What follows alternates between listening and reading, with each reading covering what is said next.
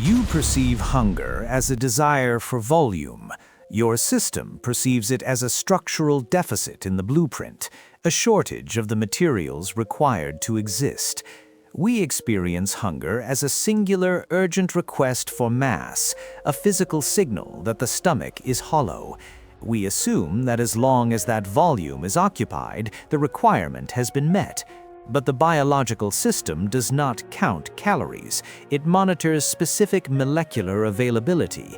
You are not hungry for food. You are hungry for nitrogen. When you look at a plate, you see flavor, texture, and satisfaction. Your system sees a shipment of structural components. It is scanning for the building blocks of its own permanence. Inside the plasma, a constant state of flux exists known as the amino acid pool. This is the body's liquid inventory. Unlike glucose, which the body archives in vast adipose reservoirs, or minerals stored in the bone matrix, there is no dedicated storage facility for protein. Every gram of nitrogen in your body is already working. It is functional tissue, an enzyme, or a signaling hormone. There is no warehouse, there is only the structure itself. When consumption fails to meet the daily turnover requirement, the system initiates ubiquitin proteasome degradation. This is not a malfunction. It is a precise enzymatic tag placed upon existing structural proteins, marking them for disassembly. Think of it as a selective demolition. The body begins to harvest its own skeletal muscle to maintain the serum levels required for cardiac function and cellular repair. It is a process of internal liquidation to fund the immediate overhead of staying alive. If the day's intake does not provide the nitrogen, the system will find it in the wall of your bicep or the lining of your diaphragm.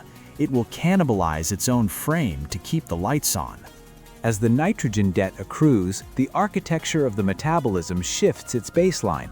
At the microscale, the density of myofibrils, the contractile filaments within the muscle, begins to thin. This is the proteostatic drift. Your body is becoming less dense. The internal scaffolding is losing its cross-link density. This isn't something you feel as pain. You feel it as a subtle change in the gravity of your own limbs. The system is shrinking its operational footprint. Simultaneously, the lack of fibrous input, the physical architecture of plants, alters the mechanical signaling in the gut.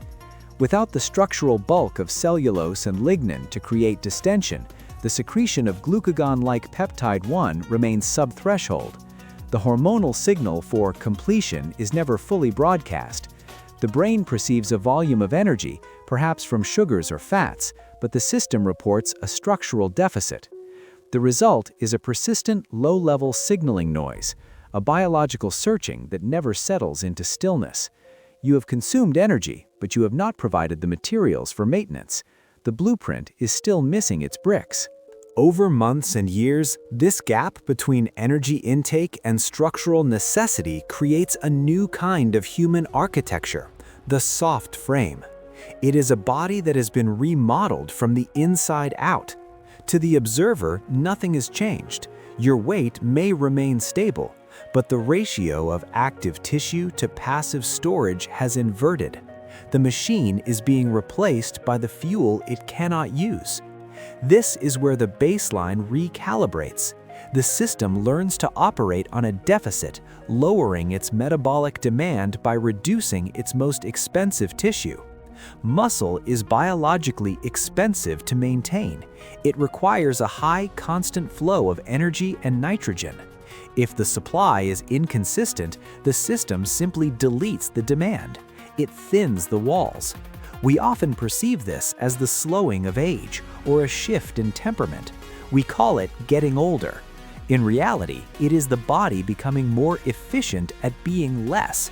It is a quiet, systematic retreat from its own peak capacity, a slow-motion collapse of the internal scaffolding to protect the core.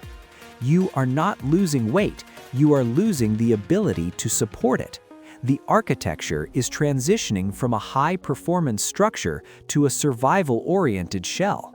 The body does not complain about what is missing. It does not send a warning before it begins the harvest. It simply adjusts the blueprints to match the available material. You are living inside a structure that is constantly deciding which parts of itself it can afford to keep. Every hour, it evaluates the inventory, it checks the pool, and if the nitrogen isn't there, it looks at the frame. The system does not care about your intentions, it only cares about the math of its own existence.